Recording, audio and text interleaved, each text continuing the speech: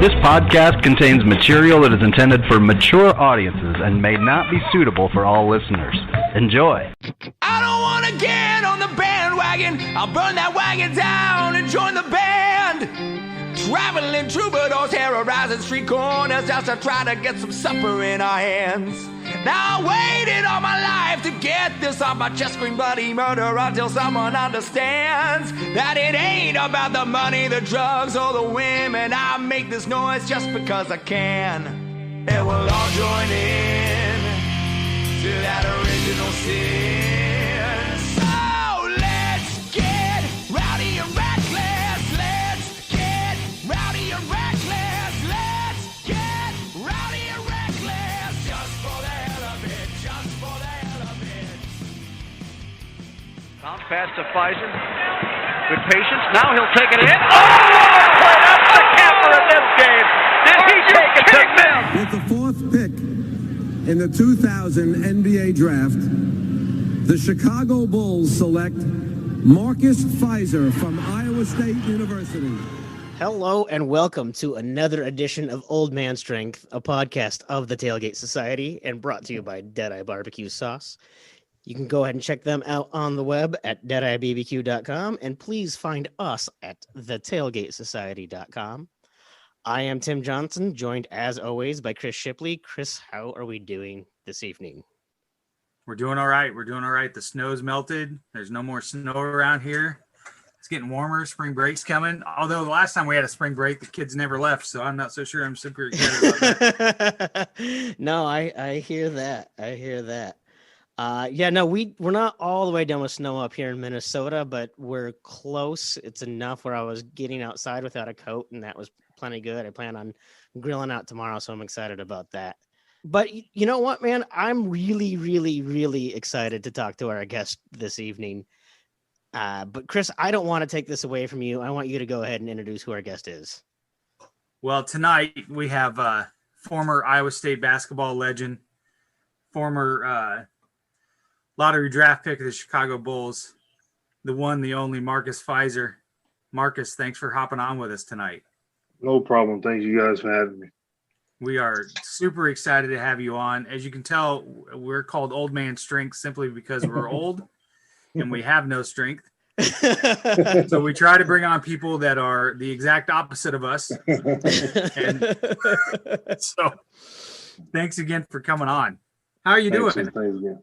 I'm doing well. Just all things considering, we've been dealing with as a nation, and I guess you would say as the whole planet Earth for the last 12 months or so, with COVID and everything like that. All things considering, just chugging along, trying to make sure that the kids and everyone stay as safe as possible, and going from there. Yeah, absolutely. It has been certainly a whirlwind. I know my daughter has been in and out of school here in Minnesota, back and forth. It has not been anything that has been easy on her. What I know you've got a son. What do you have for kids? I have, me and my wife, we have 4 children right now that's actually in school. Well, our oldest son plays basketball at Fresno Pacific. He's a senior there. And then Marcus Jr., he's a sophomore in high school. And then we have a 12-year-old that's in the 7th grade. Her name is Kymela. And then we have a 5-year-old named London. They're all in school. Unfortunately, this entire year for Nevada, no kids have been in school. So we have 3 kids that are in, school here on the outside of our oldest son that's in college. But we have 3 kids here that are, all going to different schools, and everyone is homeschooling. So our Wi-Fi bill is pretty high right now. Everything is all Zoom. Not literally. I mean, around the 14th or the 15th of the month that, we're getting the old faithful text message telling us that we're right at 100% of all of the gigabytes. It's just something that we just have to do at the moment right now. Just keep pushing through it. Yeah, I think I was home working when it all went to hell. Everybody was home. My oldest daughter was living at home. My second daughter, who is now a junior at Iowa State, she came home, and then I had two twin boys that were juniors. So everybody's working from home. I got to go into the office. They had closed the office down, but I was able to go into the office for a little bit. I was more socially distanced in my office where there's nobody else except for the 6 people in my house. But I started working from home, and then I none of my stuff stopped working. I couldn't figure it out, and I looked over, and one of my boys was downloading some Fortnite update for 36 gigs worth of data, and I was like, "Dude, you can't do that in the middle of the day. I'm trying to work." Right, and that's how it's going here. They have breaks in between different subjects and things like that. So as soon as they're closing the laptops, they're trying to get something to eat, and then somebody else is jumping on the iPad. Our 5-year-old is definitely jumping on the iPad to get up. She runs YouTube better than the other kids. And but it's just something that we just got to do to try to keep everything sane around here, and just hope for the best. Hopefully things get better a lot sooner than later. Absolutely. So what are you doing now, Marcus? What are you doing now? I got a couple of different things that we currently doing. Me and my wife just bought a slip and fall prevention company. That we're trying to make the flooring safer for all businesses, and things like arenas, nursing homes, retirement homes, places like that, grocery stores, anywhere that you can think of that you see a slip and fall sign is our niche market. So we just wanted to get into something to provide a service. I coach my son's high school basketball team. One of the coaches are there with the high school basketball team and the club team, and just it's a lot of different hats that we do, man. Just coming and going. The best thing I probably do is put gas in the car. So just trying, like I said, just trying to be sane with it all. Make sure that everything is going well with the family and the kids, and while getting older, just trying not to sit around not doing anything. Try not to be stagnated in life about nothing. So you mentioned coaching. How is youth sports different? Either from when you were involved, or even just now being on the other side, what you're seeing? It's tons different now. I mean, because social media, the internet made things move a lot faster. People are so caught up on rankings and things like that that's the one thing that's driving the youth. And there's a lot of things that's been lacking in terms of development, because kids are only worried about their rankings and things like that. But when you try to get the ones to understand that is cool and all, that's fine. But not every McDonald's All-American make it to the NBA. Mm-hmm. Not every McDonald's All-American even makes it to be a pro athlete. You never know what's going to happen. So it's just something that we try to keep our kids focused on. Just winning ball games and developing as a player. That's my passion. I'm not the head coach, on the high school team or on the club ball team. I'm just a coach that they know is going to come in and bring the development and try to get you to play basketball the right way. I'm never too high about nothing. I'm never too down about nothing. I just focus on what I got to focus on.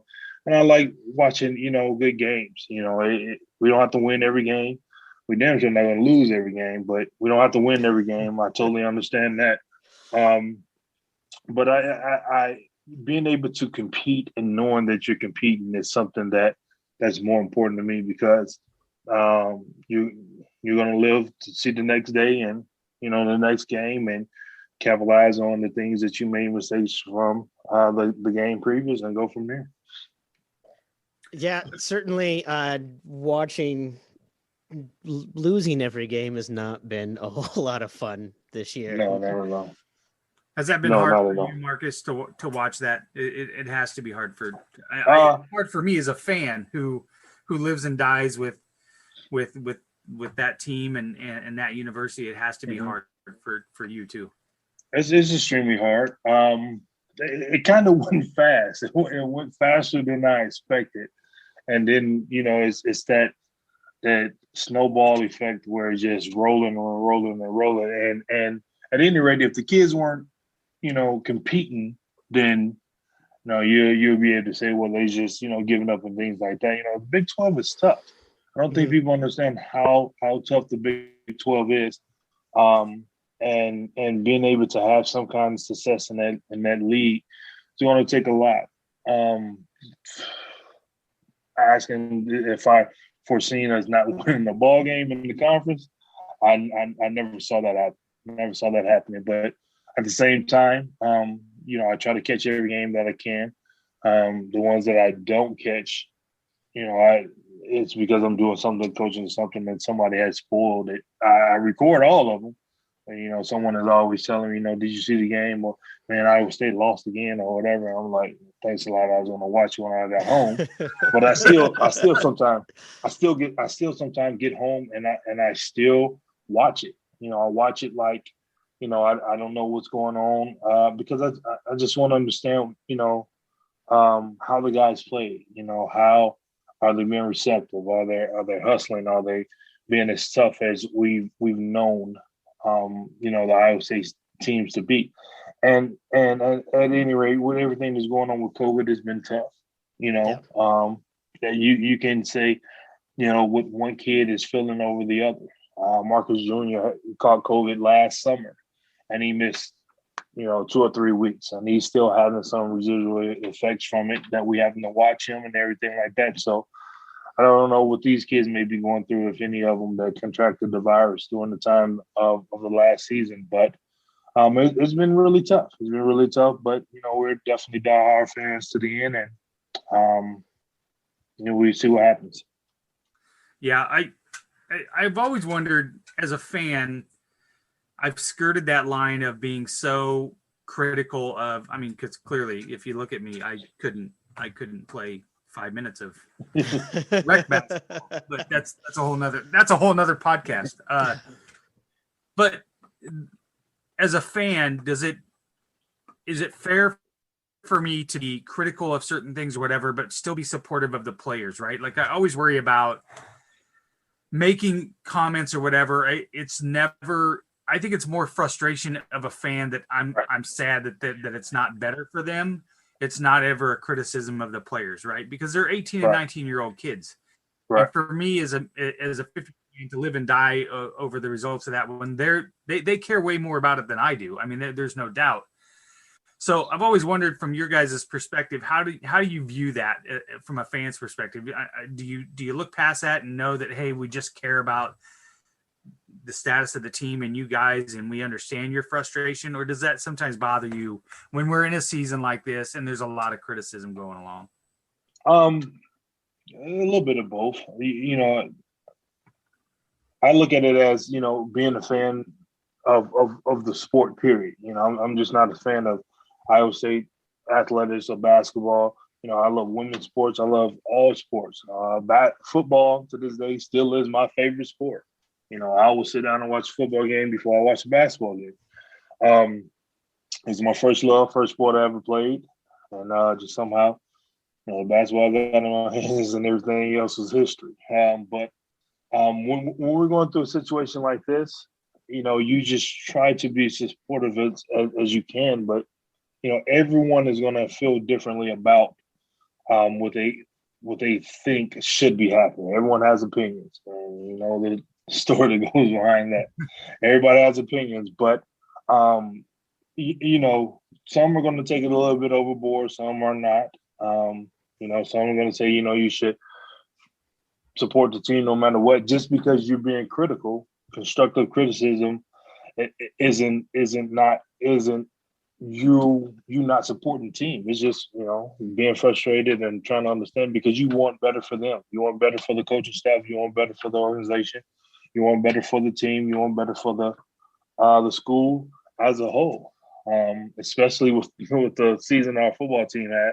You know, we want to win on all levels. So it's just something that I try to not show as much frustration, and try to have a little bit more understanding. But at the same time, you know, as an ex-player, you know, you thinking to yourself, what would I do in that situation? You know, what would I do in that situation? You know, I probably would have got a flagrant foul then because I would have slammed, you know, Chris Mims to the floor. I mean, something to break the streak. That's one of the things that I was 6'7" big on my team now that plays with Marcus Jr. They're in the same class. He's 6'7", 6'8", and I challenge him every time. I said, you know, when you go out there, I said, it was at least one time a game I was slamming my defender to the floor.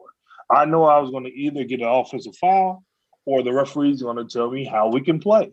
Now, I didn't care about him getting mad. He wasn't going to beat me up. So I'm going to gauge and see what they let me get away with. And if it's offensive foul, then I'll just walk on the other end. That's what I needed to see. And I challenged him. I said, just do that. You know, just run somebody over in the post. You know, slam them down like you're going to the rebound and act like you don't understand what's going on. Try to do something because once you do that, now everybody else see that you're ready to play, and now that may change the dynamic of the game a little bit. So maybe we need to see a little bit more of that. Who knows? You know, who knows? I just want to see a win at this point. Well, you brought up with that style of play, and you mentioned Chris Mims. I think we can't have you on without talking about one of, if not the most iconic dunks of all time. Mm-hmm. I don't think sometimes when I try to talk to people that are younger about it, I don't think they understand what a player Chris Mims was, what an iconic shot blocker he was, right? You know, he was a big deal, right? Huge deal. And that dunk, I think, really put kind of the entire country on notice. You know, because you guys had your own struggle. Your freshman year, you guys finished at, you know, near the bottom of the conference. Right. You know, you were missing a couple pieces. You had a couple of good players, but you didn't have it all there. And you know, and then close.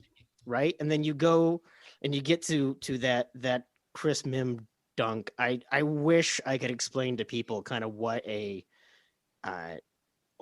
almost a symbolic dunk that was. It's not just that it was awesome, right, Chris? I mean, you remember what this was like, how much, like, for us as Iowa State fans, it was like it was almost a where we turned the corner, right? Like we weren't just barely hanging on, or we were getting to the cusp and couldn't. It was like, okay, we're finally now going to take over, and that was symbolic of that dunk. Like, okay, we're here, we're going to take it to you.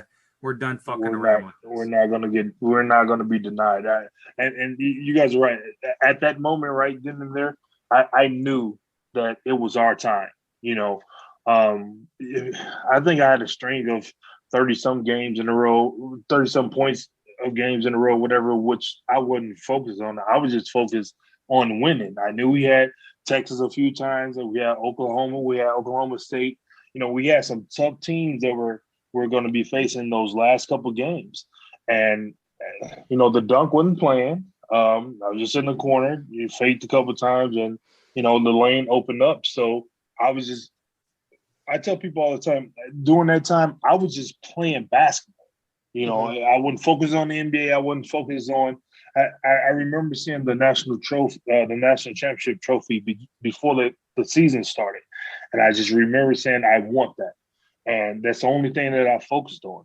And we were just playing basketball, and we're trying to win games in a super tough league, because if we would have lost one of those games or two of those games, we would have fallen out of first place, because the top was so close during that time. And that was just the main focus. Yeah, that same year, I have more. I remember the Mims dunk, and I vivid, but I also have this image of you taking over in the Kansas game, and that was when I was like, man, it was one of the greatest things ever was to watch Kansas just get manhandled because I was so year after year, and I am now. But to watch somebody just finally just say, you know what, I'm fucking done playing with these people. Mm-hmm. We need to put them away was great. And that's how it was for me too. I used to always have headaches after the game because it was such a concentration, because again, people don't understand, like 1 or 2 possessions against teams like that can change the entire ball game.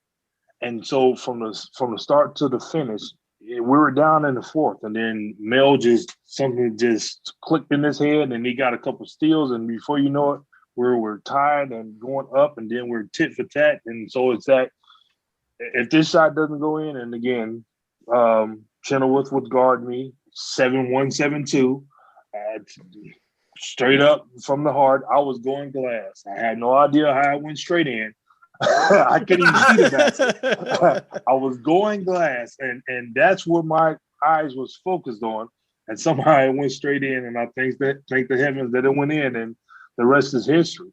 But it's that focus that we had, and then it trickled on from, that moment on to, the next group of players that came in, the next group of greats with Royce White and Yang and Monte Moores and the rest of those guys, Melvin Edge, and all the rest of those guys. And it was fun to see. It was fun to see. I won a couple dollars off of Kirk Heinrich when he and I played together in Chicago. We won a couple years after that. But, it's fun to see. And now, since I've gotten older, I just love watching the games, coming home, watching the games, and, trying to show, my boys, what it's like. And hopefully they get the chance to do the same.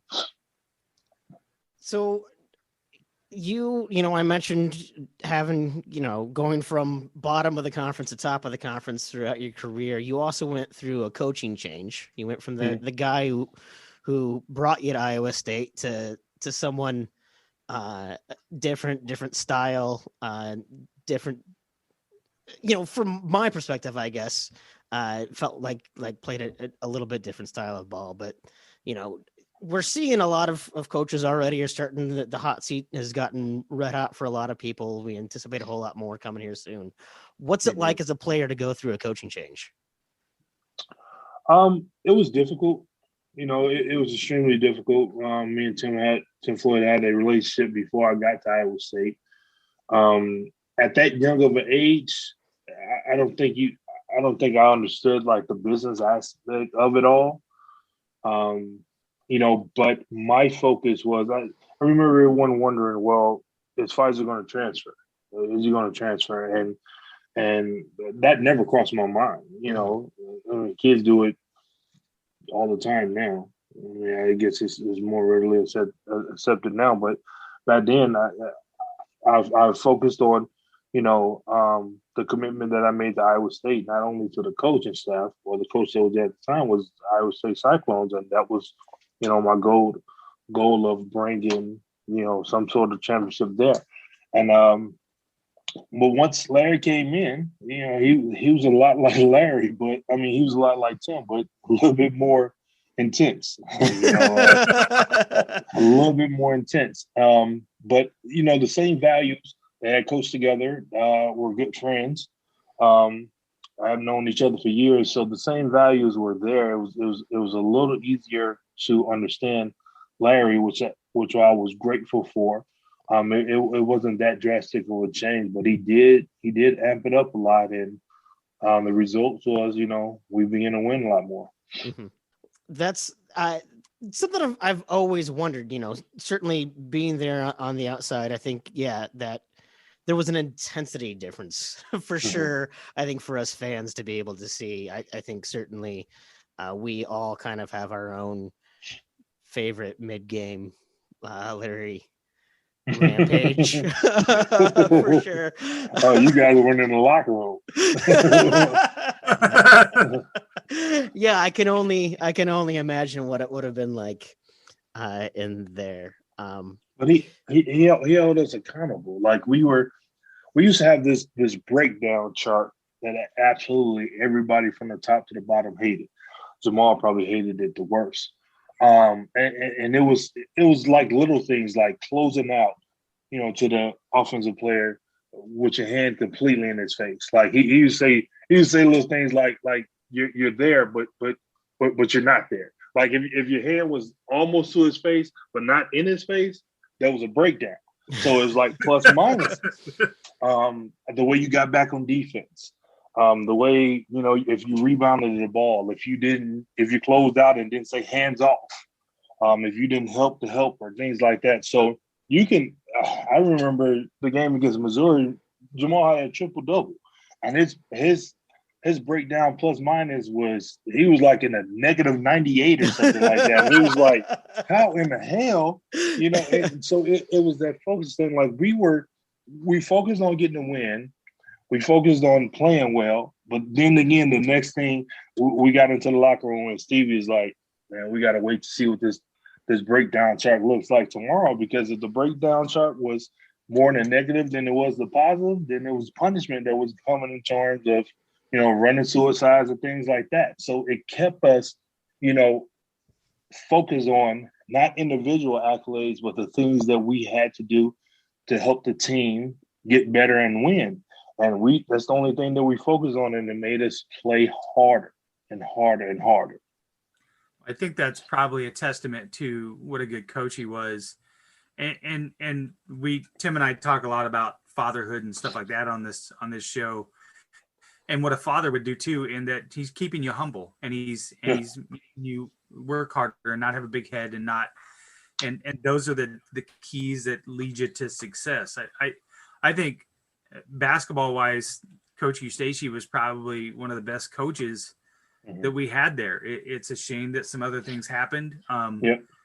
But I was proud to see him as coach, and frankly, I think he waited way too long to lose his temper in the Michigan State game. Personally, that should have been. I rewatched some of that today to prepare to talk to you, and I couldn't believe how many offensive fouls got called on you, and how many. I was like, man, I can't believe Coach Eustace waited till 45 seconds left in this game to get a technical and lose his mind. Yeah, we knew it was coming eventually. Like you said, we thought it was going to come, a lot sooner. But like you said, it was a thing that Larry had about him that made everything that much easier for us all. I mean, we were just focused on playing as a team and winning. I remember the cover of Sports Illustrated. I think the actual article or the book, the magazine, had been out for a while, and I hadn't even seen it. Mm-hmm. Someone said something to me about it in the Big 12 tournament. The Big 12 tournament was the first time that I saw it, and someone said something to me about it, and I literally didn't know what they were speaking of. Sure. And then once I saw the first one and someone had me sign it, I thought it was something that, kind of like the NBA store that you can make a jersey with somebody's name and stuff on it. I mean, it just wasn't registering to me. I was just focused on, we just won the conference. I want to win this conference tournament, and that's the only thing that I was focused on doing. And then when I started to see more and more of the magazines, and I'm like, because then nobody contact me about it. I didn't know anything about it. And then when I was signing, and people were talking about, it was me and I think a Baylor player on it. And I told them, I said, well, they're talking about the other guy, that's going to be on it, and not me. But it was nothing of that individual accolade that I was focused on. We were focused on. We were just focused on winning, and I was trying to win a national championship. It was something so close. Like, I don't think I've ever been that close at anything in terms of something that I knew in life should have happened. That should have happened. Well, I mean, you saw how easy a road Michigan State had after. I mean, that was the de facto championship game, in my opinion. Right. And, the committee doesn't always get the seeding and the regions right. And that one was a very clear example of that. Well, I mean, to be in Cleveland in the first round and then in Detroit the second round, Yeah. Yeah. That was not exactly fair by any means. No. Right. Well, hey, we had fun. At least we lost to the champions. So That's right. So take me back a little bit. So Coach Floyd brought you to Ames. How many times had you visited Iowa State before you came? None? No. Wow. So what were your impressions when you got there? You clearly didn't come in the winter. You clearly didn't come during the winter.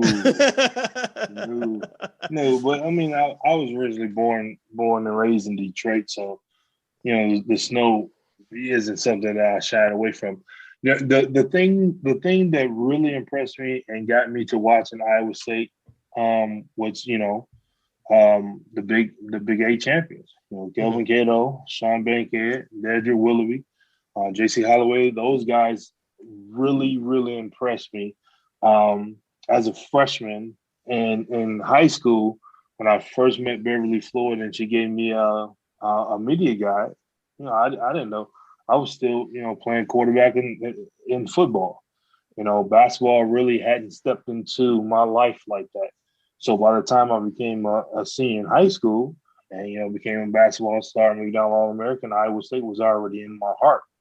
I had my top 5 that I was going to choose from, but I think at that moment it had already been determined. And, barring the fact of Iowa State saying we don't need you here, that's where I was going. Well, we definitely needed you there. I think that was no doubt about that. Obvious. What about what are some of the things that you fondly recall about Ames that you liked so much? The most fun I probably had was just riding on the side ride.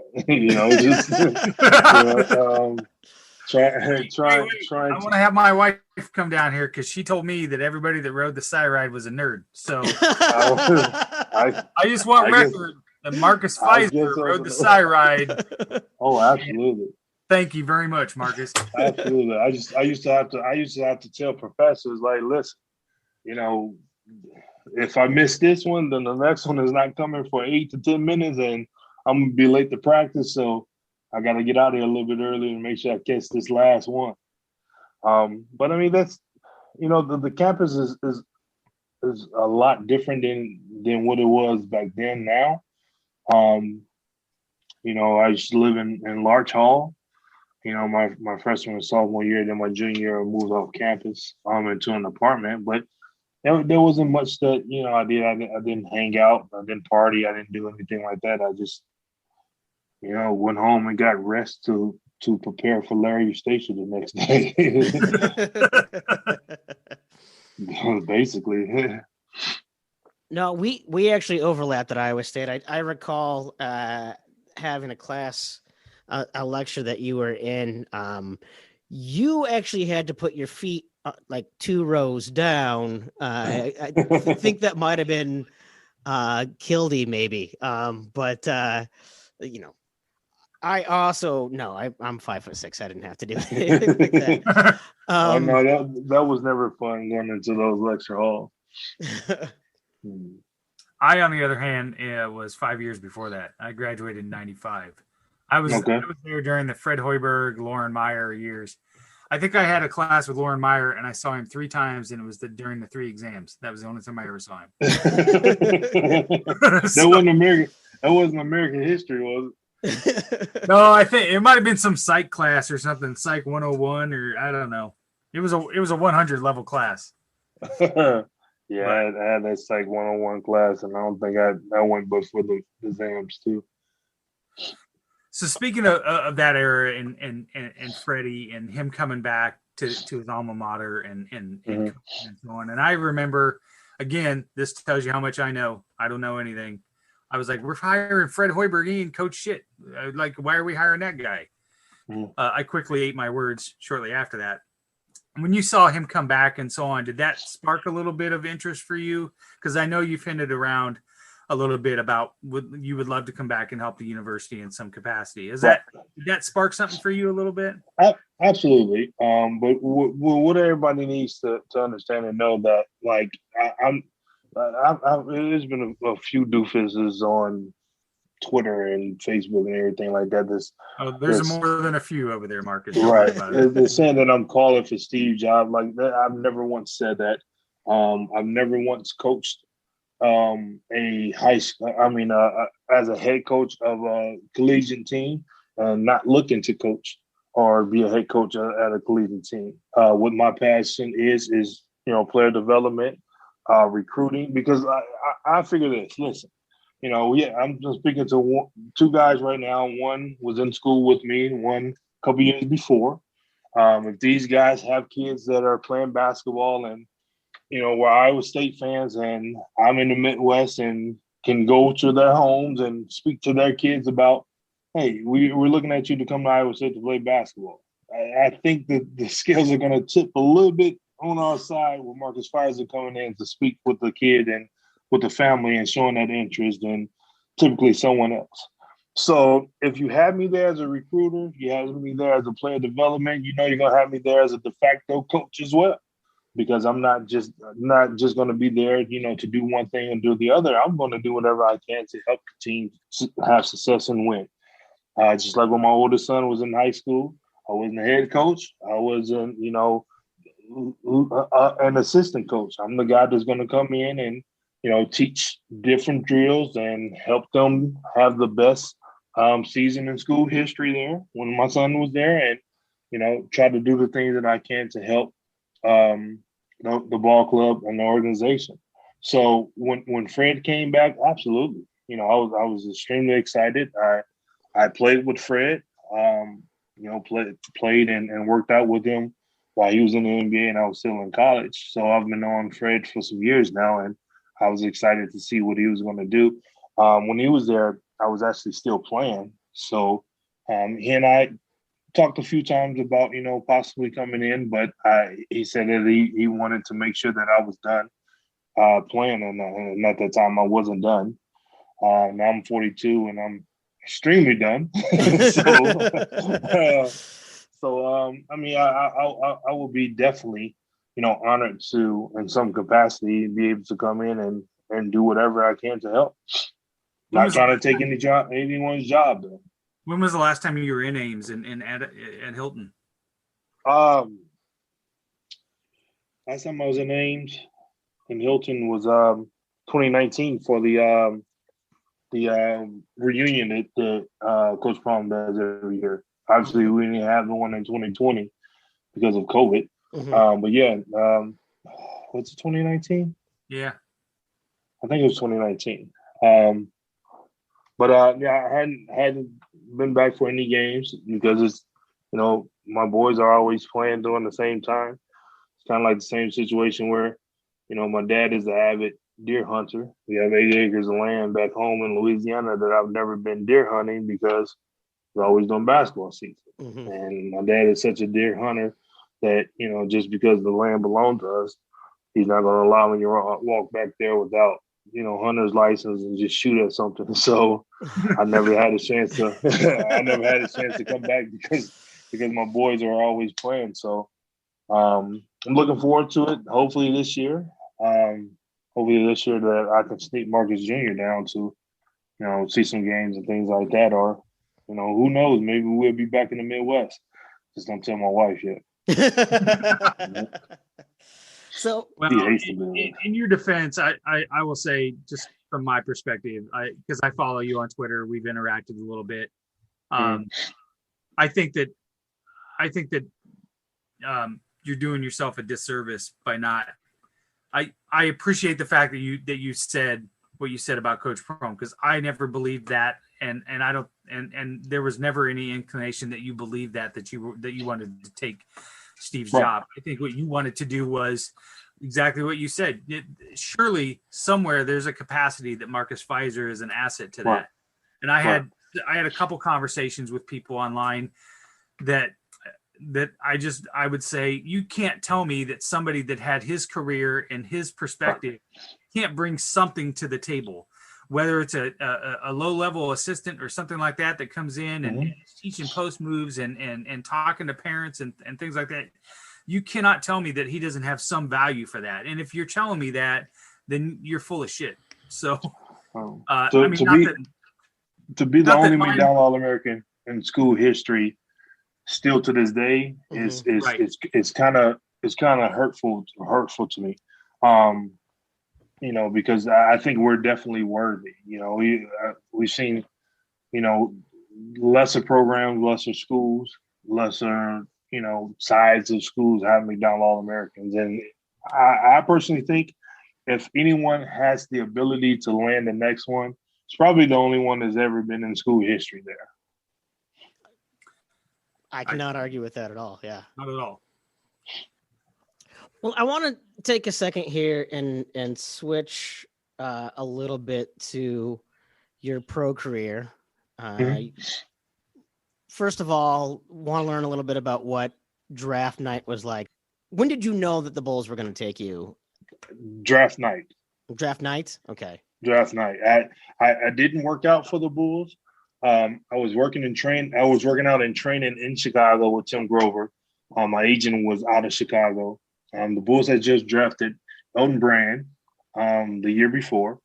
And I visited the facility, obviously, because Tim Floyd was the head coach, but no, draft night. I was either going either number 2 to Vancouver, number 3 to the Clippers, number 5 to the Orlando Magic. Never thought number 4 to the Chicago Bulls. I recall that night that a lot of people were wondering if that was going to be a draft and trade because, like you had mentioned, the year before they'd picked up Elton Brand. Right. But I was really excited, certainly selfishly as an Iowa State fan, because I got to see you get reunited with Coach Floyd.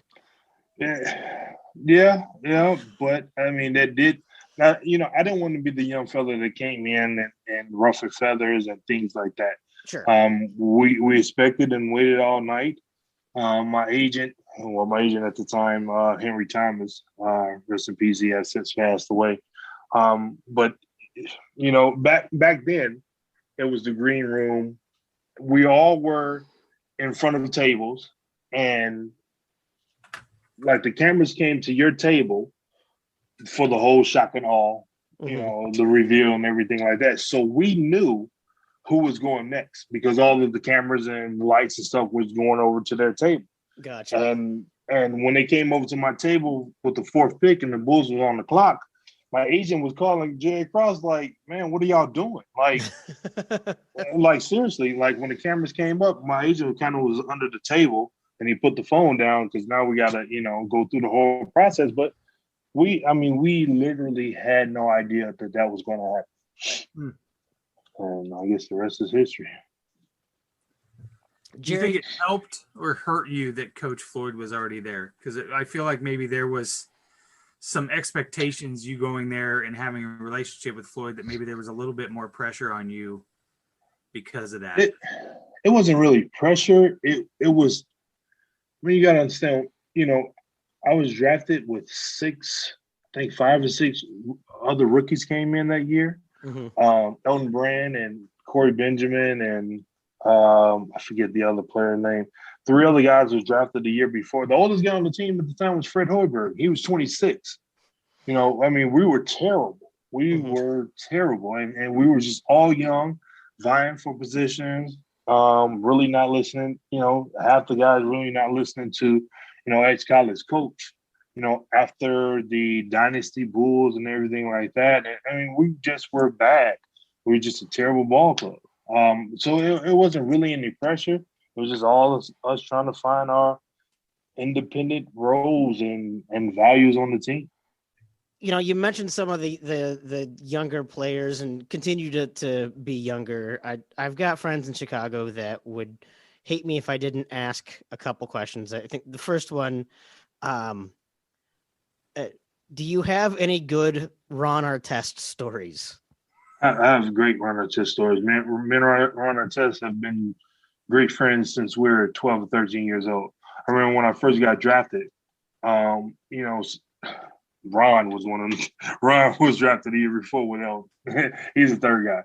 And I remember some of the news reporters saying, you know, you guys are going to get in and you're going to get to know Elton and Ron. I said, we've been knowing each other since we were a kid. Because once you get to the level of being elite athletes and elite ball players, you know, in the summer. Like Marcus Jr., he's playing with guys now that he doesn't see throughout the year.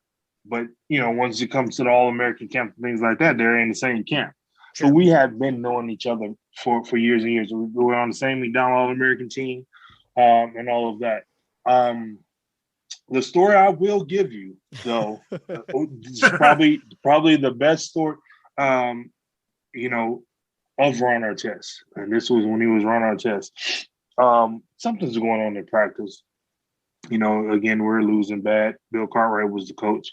And I don't know if you guys know, it's this like stretch machine. It's like this back stretcher machine that it's like a bicycle type thing. And like it has handles on it, and the seat, you sit on it and you recline back. Now, if you don't sit on it properly or whatever, or if you tilt it the wrong way, that seat will fall back like completely by itself and hit the ground.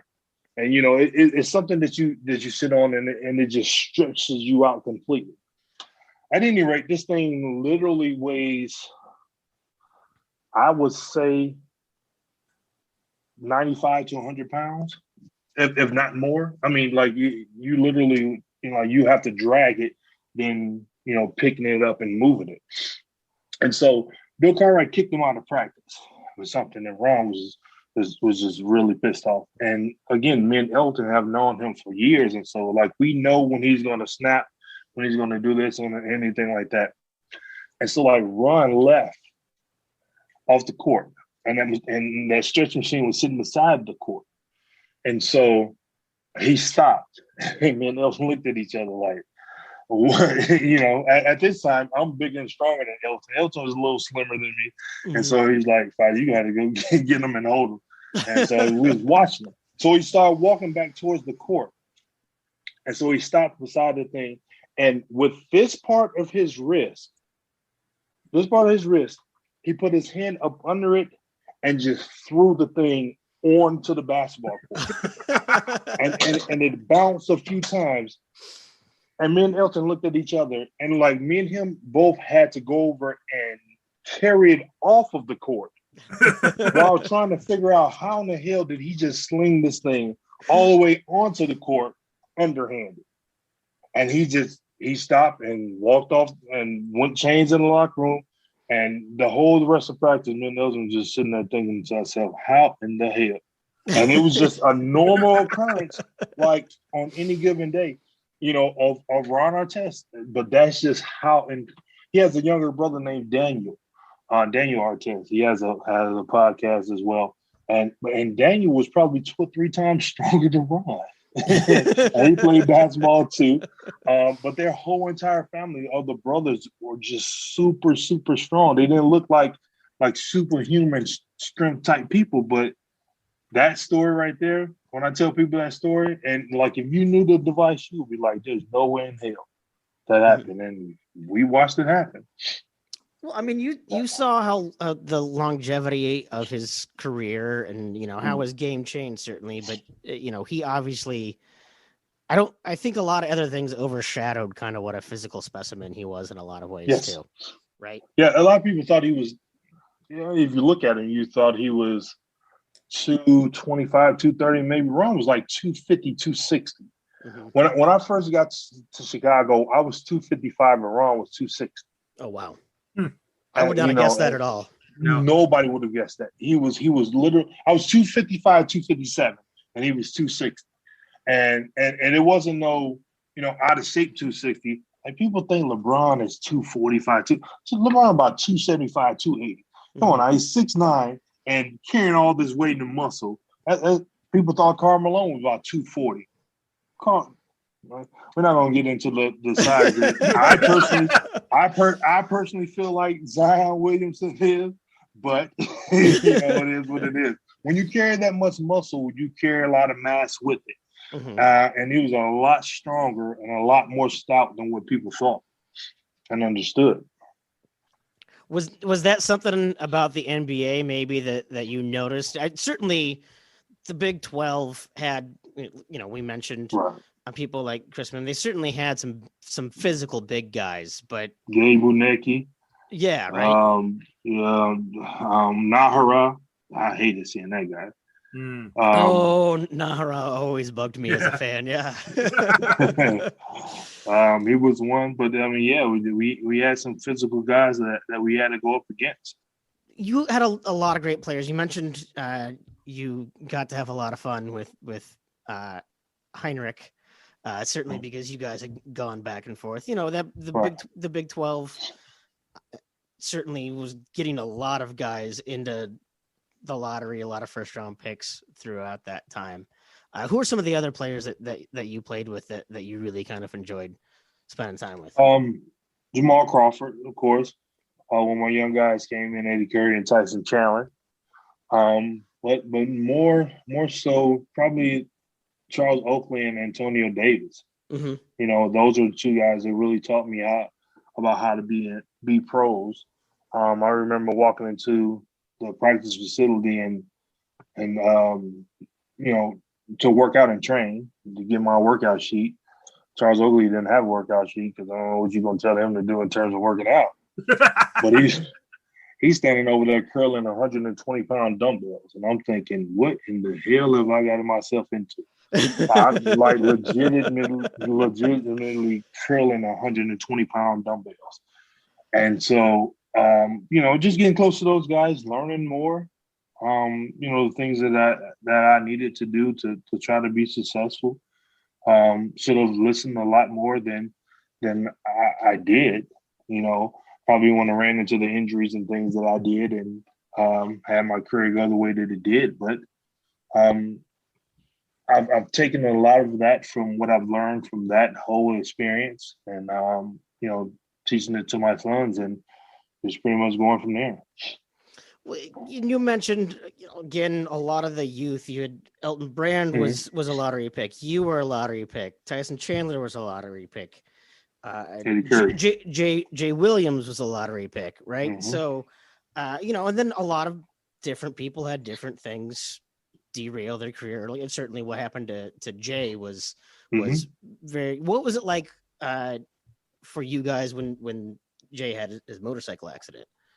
It was tough. It was tough because Jay's like talent was his speed, like his foot quickness, his explosion.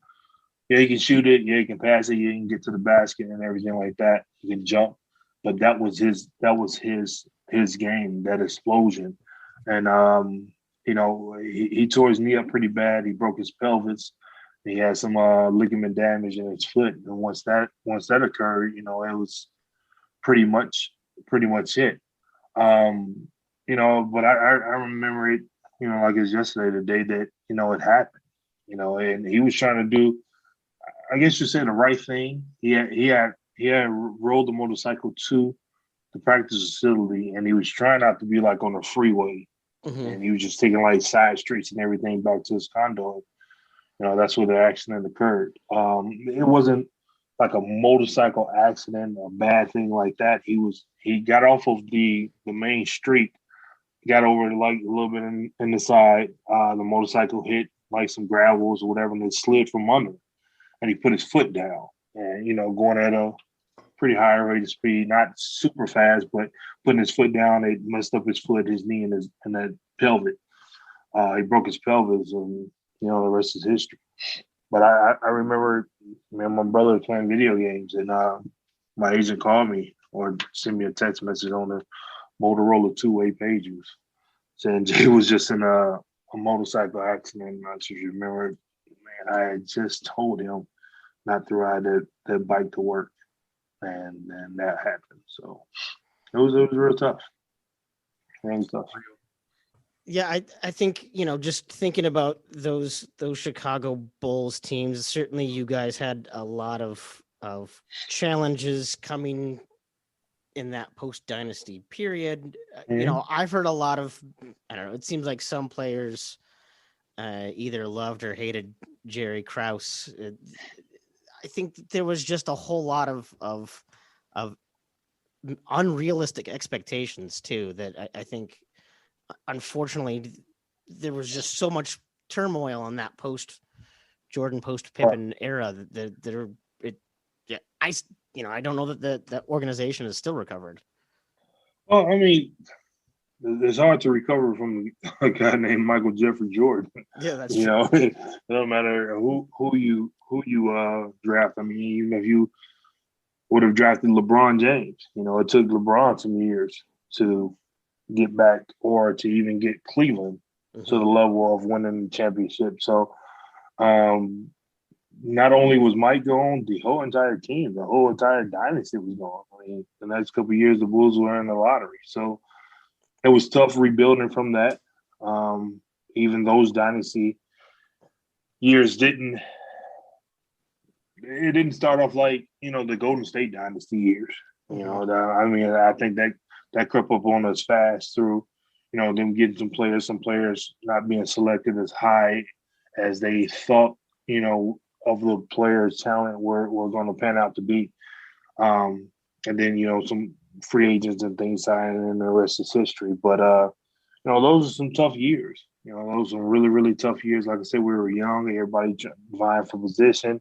Nobody really listening to the vets that we had on the squad. That at any rate, Fred Hoiberg was a good player. He wasn't a mega superstar that, anybody would listen to. As much as I would listen to him being, the big brother from Iowa State and now the big brother on the team, is still so much, guys who are lottery picks or picked higher than him were going to listen to him. So we just had no direction and no leadership.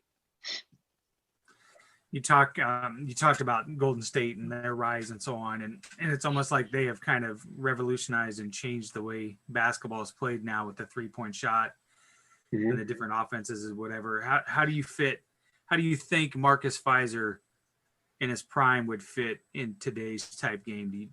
I would destroy the league right now if I was in my prime.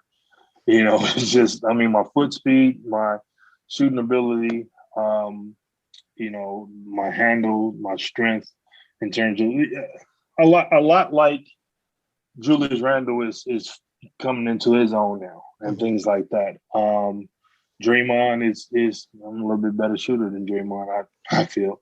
But I think, back then it was more, you had to be 6'10", 6'11" to play the fourth. Now you got PJ Tucker, 6'4.5", 6'5", starting as a center in Houston. Not saying that it necessarily works all the time in terms of, winning championship because, they can get past LA with those towers. But, and Anthony Davis as a 4 and 5 now has more success than if Anthony Davis was around during Shaq prime years. It's just a total different dynamic. And the way Golden State shoots it, geez. First of all, you got to have people that's making those shots. If those guys are shooting those shots and they weren't going in, then things will be a lot different. But, the firepower that they had there was too much for anybody to contend with. But it definitely will be a lot fun to be able to play in the league now. But my oldest son, he just turned 23 yesterday. He's a senior in college now. 6'6", right at 6'7". He isn't as big, as strong as me, but he has a lot of skill. So the way that everything is going now, we definitely think he has a shot of being able to have some success and continue to work. And, we'll see what's next with that. So I'm excited about that. When did he start beating you in one-on-one? He still can't. He can't because I'm still a better shooter. Still a better shooter. Like I never shot threes like that in college because I really didn't have to. We had shooters. Mike Nurse shot enough for us and everybody else. But once I got to the pros, I started shooting it a lot more, and then when I ultimately went overseas in the NBA, and the 3-point line was a lot closer than the NBA line. It was almost like a layup.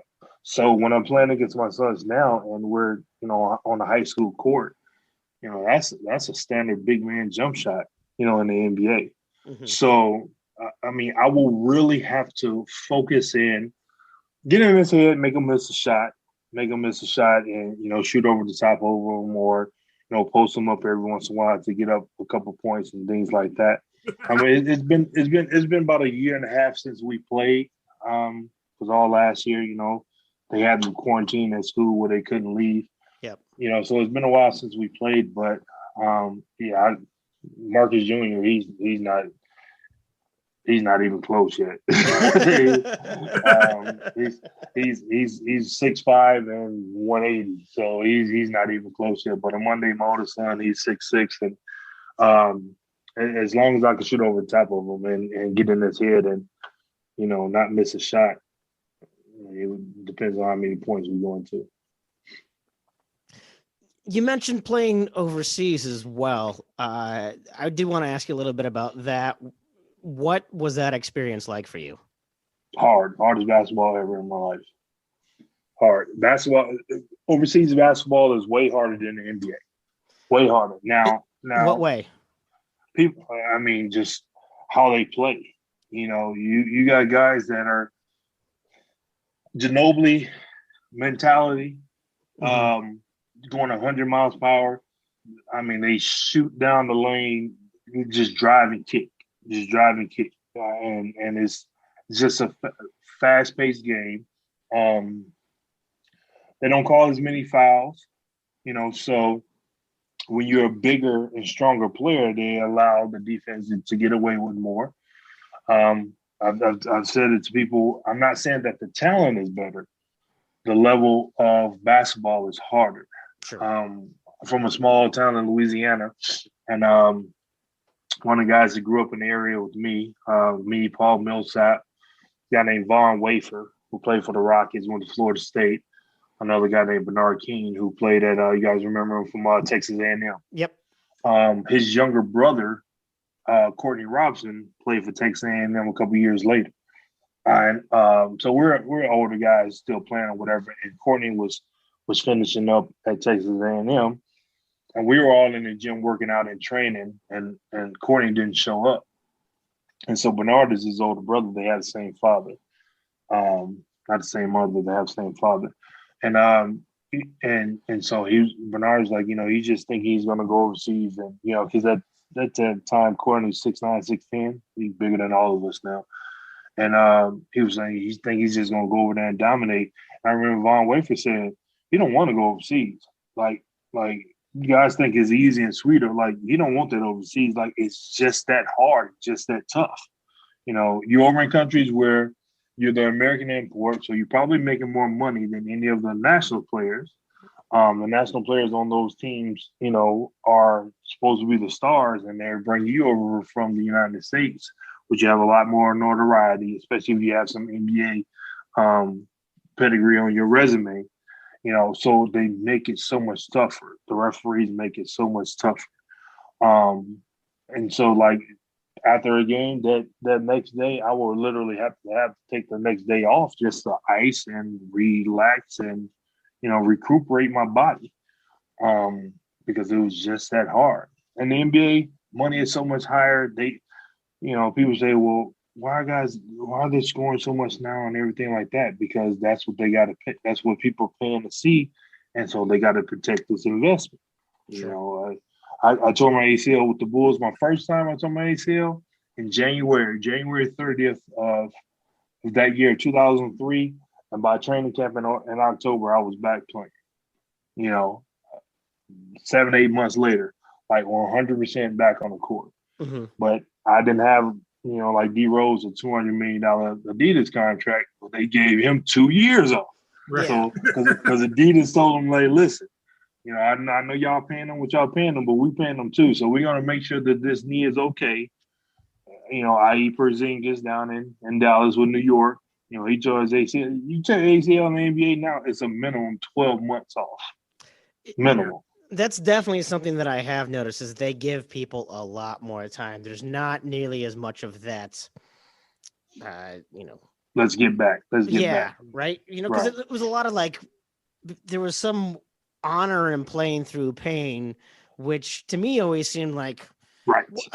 I get that, but that just is going to shorten your career overall. That long-term investment now.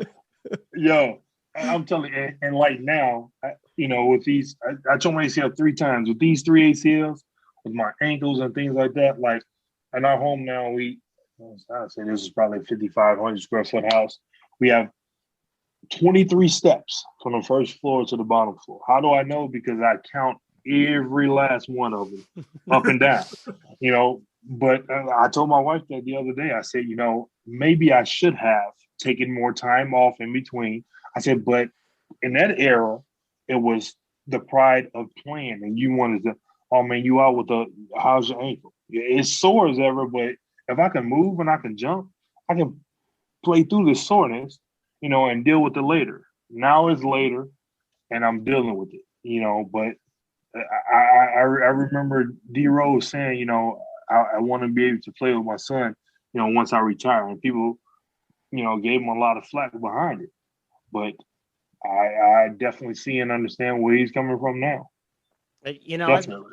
That's like, different sport, but you see all the flack that Andrew Luck got when he said, hey, I made enough money, I quit, my body doesn't need this abuse anymore. That's certainly something that I turned 40 and suddenly I was dreaming of a house that didn't have stairs. Oh my God. So I get that perspective now of not just protecting your future investment, but just your ability to walk around comfortably. That's what I'm dealing with now. And like I said, I know every one of these steps that we got in this house because I count them. I tell my wife, like when we bought this house, I was thinking to myself, man, I hope that master bedroom is on the first floor. And it wasn't. And it is. And there's plenty of ranch style houses with no stairs here in Iowa when you come back. That's what I prefer. Although I recommend keeping the house in Nevada during the winter. My wife is from Chicago, and like she literally does not want to come back.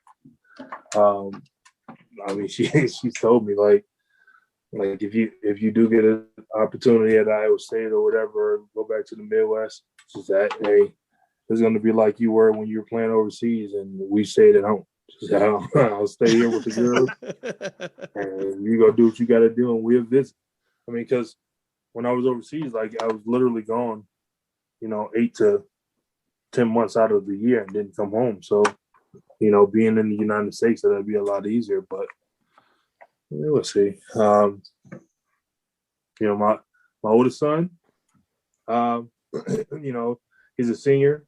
He's about to be the player of the year, and he's at the D2 Fresno Pacific, about to be the player of the year in that conference. Getting a year back, so we'll see. If Steve want to talk about possibly bringing him over, or Marcus Jr. that's a sophomore in high school.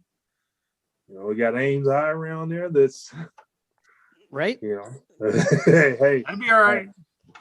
They don't really have a choice, do they, Marcus? That's what I told my daughter when we went on college campus tours.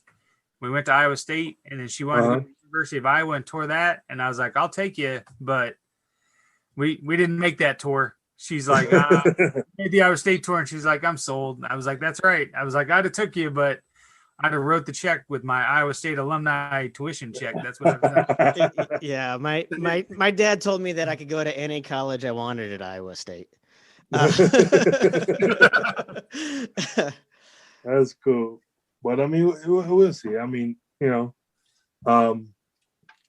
love the Midwest. I definitely love the school, and we'll be able to, endure whatever I have to endure. It's not like it's gonna kill me. I was there for 3 years in college, so as an adult, it wasn't like Siberia, because that's what Tom Herman said. Tom Herman said Ames was like Siberia.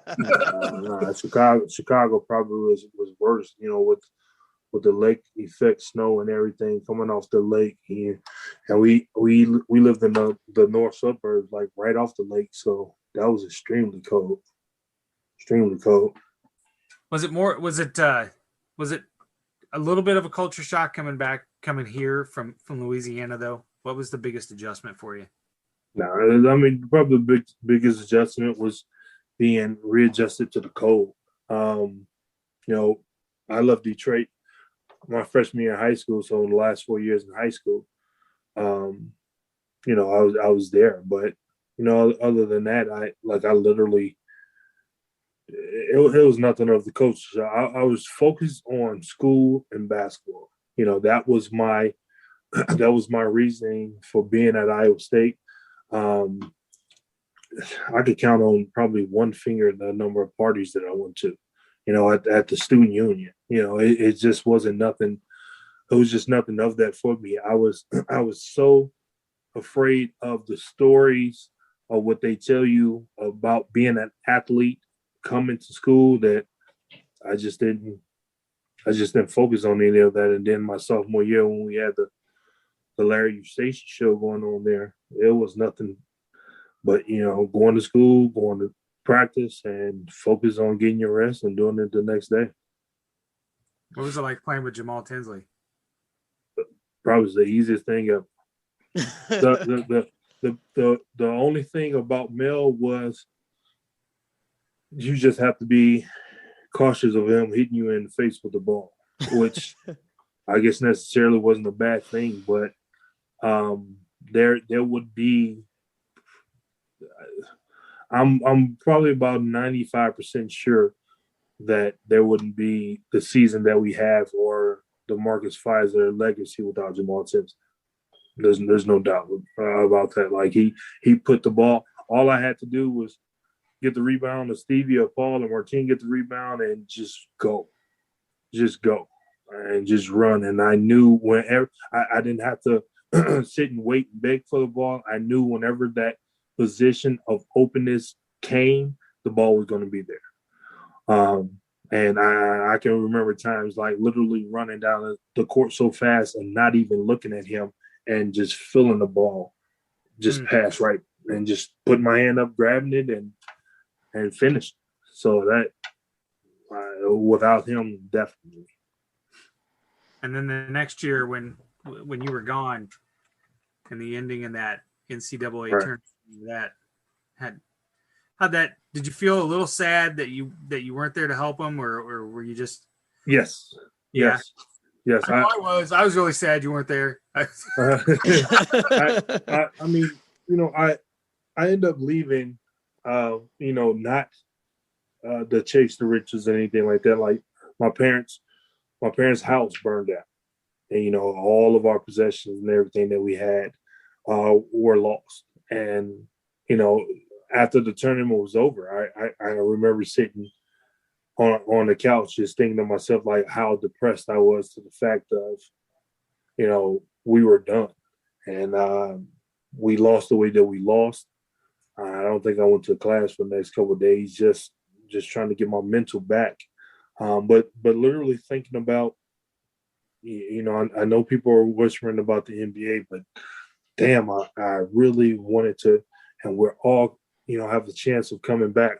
And about 20 minutes later, I got a phone call, from my mom and dad, telling me that the house burned down in February, and they hadn't even told me. Oh, wow. Now we're sitting in the middle of March. Oh, wow. And so then I called Coach Eustace, and the rest is history for that. I forgot about that. Yeah. Where's London? Okay, well, shut the door. Yeah, I was supposed to be going to the grocery store with her. I forgot about that. Should be okay. It's so nice to know that Marcus Fizer has wife duties and to do. Oh, absolutely. Absolutely. Man, my wife like a regular person, Marcus. We've been together for 20 years. 20 years. Married 2 days after I was drafted. Oh, wow. Somehow she's still around. Yeah, normal guy, normal person, just a dad, just trying to survive and live like everybody else. Well, let me ask you this: how crazy do you think it's going to be in September when Cyclone Nation invades Vegas down there for that UNLV football? Oh God! Because that's all that's going on in Twitter right now. I mean, there's no basketball really to watch, so everybody's planning their trips to Vegas. Right. And rest assured, I will be there. Definitely will be there. That's what I was like. What? Wait a minute. What are you guys talking about? Football game? Want to getting flights to Vegas, and I definitely will be there. And with the team that we're gonna have, the team coming back. Bryce Hall is definitely going to have that chip on his shoulder that he should have. No, absolutely. I'm gonna be there screaming like a little cheerleader. Well, when you had talked about after that Michigan State game and how you were all ready to come back and whatever, you can see now with that football team this year with all those guys eligible to come back, why they want to come back and finish something. Right. Relate to that. It's a little different at Iowa State. If the pros is there and everything like that, everybody's definitely, considering taking care of their family and having that security and everything. But it's just, there's, I guess the Iowa, the G League team, is that the G League team still there? Yeah. And well, it's not here this year. They're playing all remotely, I guess. But okay, yeah, but I mean, Wigginton was playing last year. Wigginton was playing. It was like biggest thing in terms of pro sports is really going there. So they definitely, flood the Hilton Coliseum and Iowa City and everywhere else when it's time to root for the collegiate sports. And, it's something that we definitely don't take for granted. Not at all. Hilton Magic was something that I wasn't prepared for. Something I definitely have never gotten over, and to today, something I don't understand. Yeah, I mean, growing up with Hilton Magic, growing up during the Johnny Orr years and seeing the birth of Hilton Magic, it was just really something completely different to be there in the late 90s, early 2000s and see really how much that place has exploded. And then to I was at the game when Naz Long hit a long three to tie it against Oklahoma State back, what was that, 2014 or whatever? And even then, just hearing the sound and the noise and feeling the vibration of that building, it's really just something I don't think you can understand unless you experience it. Unless you experience it, absolutely. That last year when we beat Iowa, and on that dunk that I had where I just took out running and Jamal through the pass, and it was right there. I tell people, like, I don't know if it's a scientific fact of how loud does it have to be to break the sound barrier, but I remember dunking, and when I dunked it, like, I could feel everything it got silent. And so it startled me. I stopped and then I felt the vibration, and then everything just like a gush of wind just rushed up with the sound, and everything came back. And it almost felt like I was deaf, and then everything just all at once just came back, and it was just this loud whoosh, and the crowd was just moving. And I remember going over to the bench thinking to myself, like, what in the hell was that?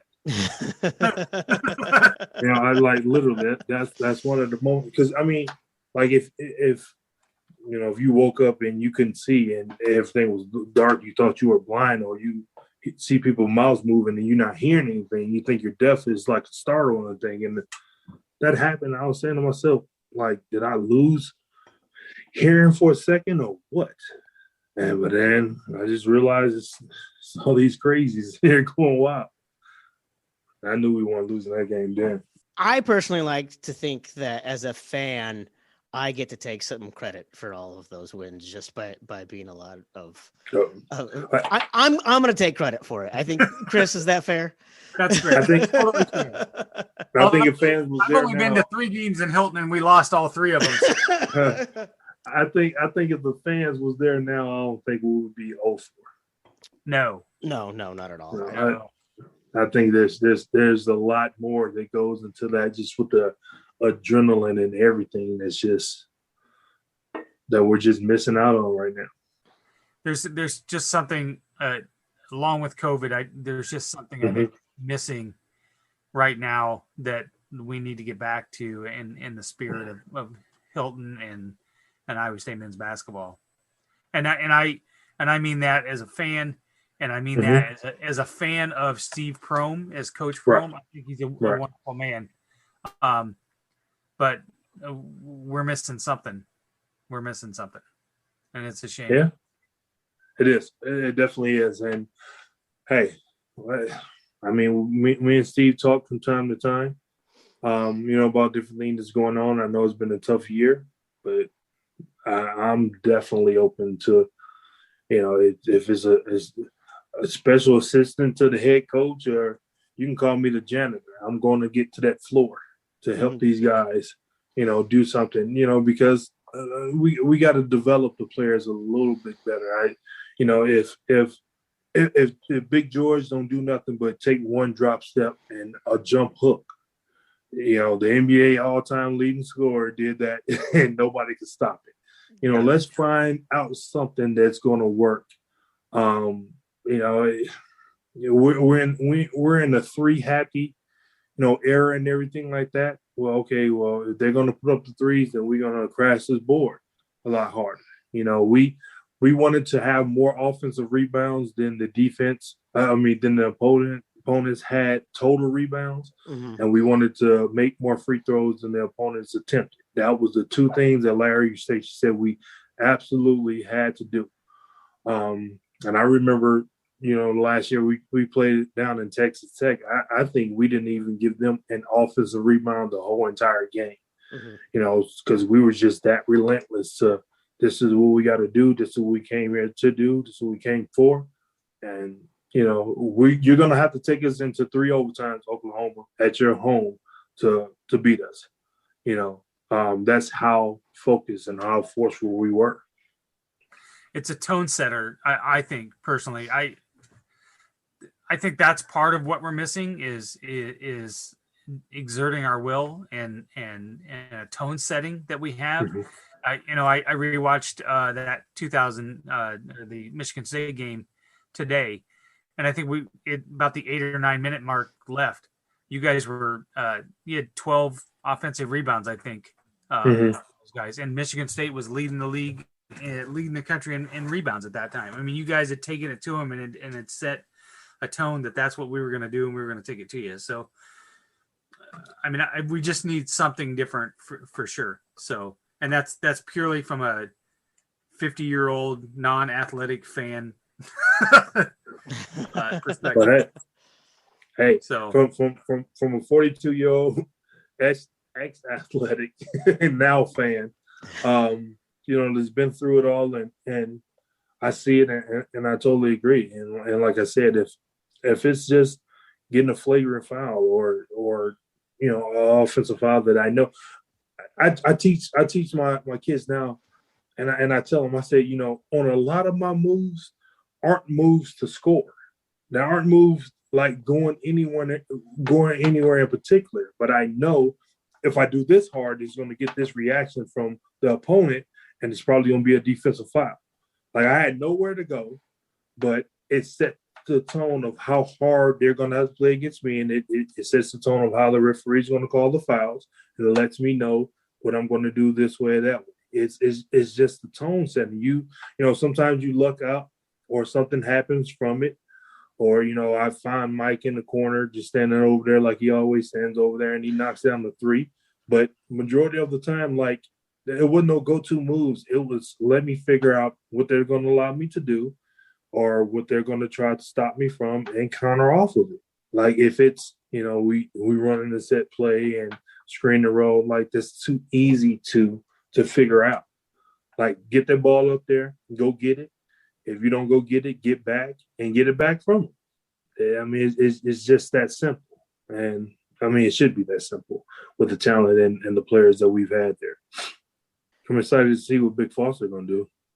Yeah, absolutely. It's been, frustrating that he's gone through that, but, like we talked about earlier, giving guys time to recover from things is absolutely important.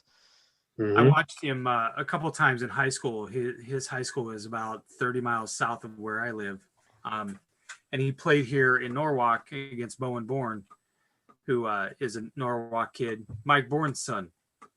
that played for Iowa Oh, State. sure, yeah. The MVC Freshman of the Year up there, which again I would have loved to have seen him go to Iowa State. But I saw a few games of them playing, and that Foster kid is legit. It's a shame that he got hurt, and that season was kind of wasted for him. But I'm excited to see where we can go with it for sure. I think we're going to count on that team, but we'll see. All I know is my Iowa State basketball flag's still flying until tomorrow. When if we win tomorrow, it'll still be flying. From what I understand, it's a lot harder to beat a team 3 times in a season, so I think our odds are pretty good. Yeah, exactly.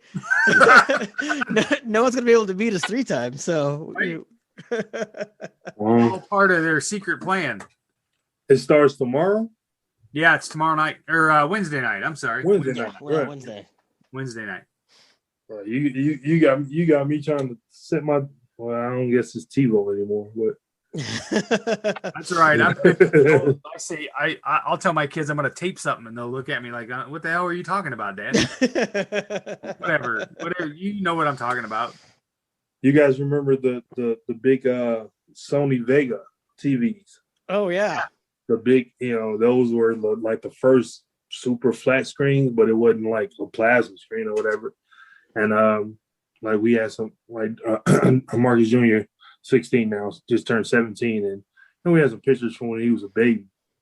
He was born in 2003, and so we had all those TVs around, and like he saw some of the pictures, and he see us playing video games, and he said, "What's that thing on the back of the TV?" It was like, as a part of the TV. So like, no, they didn't know it's flat screen TVs and things like that. Like, it was funny that you mentioned that because we laugh all the time about stuff like that. They only know like iPads and stuff. When you say tape it, they have no idea what you're talking about. Yep. None. Well, Marcus, this was wonderful. Tim and I appreciate it so much for no worries. coming on and talking to 2 lowly Iowa State guys that you don't know, and I apologize for bombarding you for the last month. No, I mean, anytime, just continue to do that. Like, I hop on Twitter. I run Marcus Jr.'s account and stuff like that. So, like, I bounce back and forth through the accounts, and then with our businesses and stuff that we have, I have some accounts with that. So sometimes I just forget. Sometimes I just put the phone down.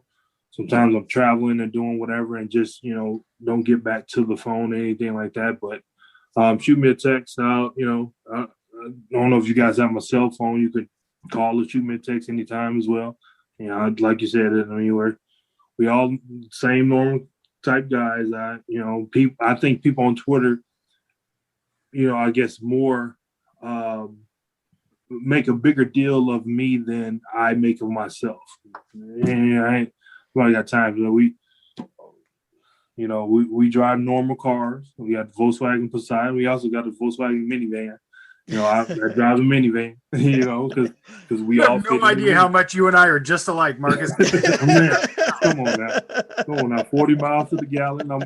I'll take it anytime, any day. It's just you never thought in your 20s like you be, doing things and saying things like that. But I mean, that's just how I am. I flew to Dallas last weekend, back home, and was going to rent a car, and my uncle lives in Dallas, and he said, "Well, I'm heading over to home. Won't you just ride down with me?" So I just rolled down with him. Spent 4 days down there, and didn't have a car. Just spent time on my parents' house. My parents got a car there, and just hung around. And when it was time to go back, I just drove back over to Dallas with him because it's cheaper to find a flight into Dallas than it is 40 minutes away from my house in Louisiana in Shreveport. So sure, I'm just a normal guy. Try to find the cheapest flights and don't fly first class. I ain't got time for none of that, man. These bills are high enough. We go from there.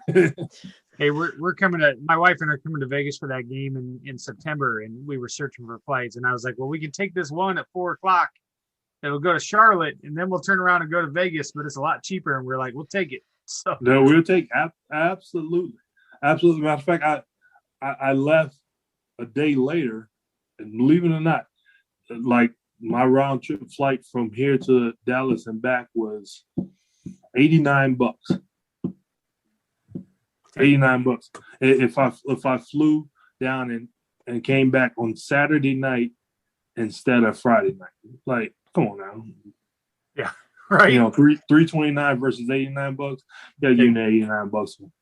Yep. And we're gonna let that live. So, like I said, anytime, fellas, I appreciate you guys having me on. Anytime you need anything from me, you know where to hit me and where to find me. And I look forward to us winning Wednesday and turning this thing around, hopefully. Yeah, right. that would be fantastic. Right. Yeah, you know, Marcus, I'm going to let you have the last word. What Chris and I like to do on this podcast is always try to end on an upbeat, positive, maybe lessons learned. The fatherly advice. we like to think that we know everything and we can give people kind of some fatherly advice or whatever. But if there was something that you could tell some high school and college players today, you know, just a quick little thing that you would tell them, a little piece of advice, what do you think that would be? Don't focus on the rankings. Not at all. Don't focus on that at all. Focus on what you got to do first and foremost to be the best student athlete, because the student comes before the athlete. So you definitely have to make sure that you have your grades and everything is in order. Listen to your parents. I'm 42 years old and just back at my parents' house over the weekend. And if my mom and my dad told me not to do something, I did not do it to this day. So I respect your elders, respect your parents, and work on your craft, work on your negatives, not your positives. You know, everybody want to do the things that they're good at. Nobody want to do the things that they're bad at. You know, that's the best thing that that's the one thing that made Kobe such a phenomenal player. I remember coming out to the court and literally seeing this man jab step and pump fake for an entire hour before he took a shot. I'm talking about drenched from jab fakes and pump fakes, jab fakes and pump fakes. And we got in the game and we were in the lane and he pump faked me 7 times. And I turned and said to the referee, there's no way there's not a 3 seconds. And he scored the ball because I'm talking to the referee. But how does he pump fake 7 times if it's not 3 seconds call?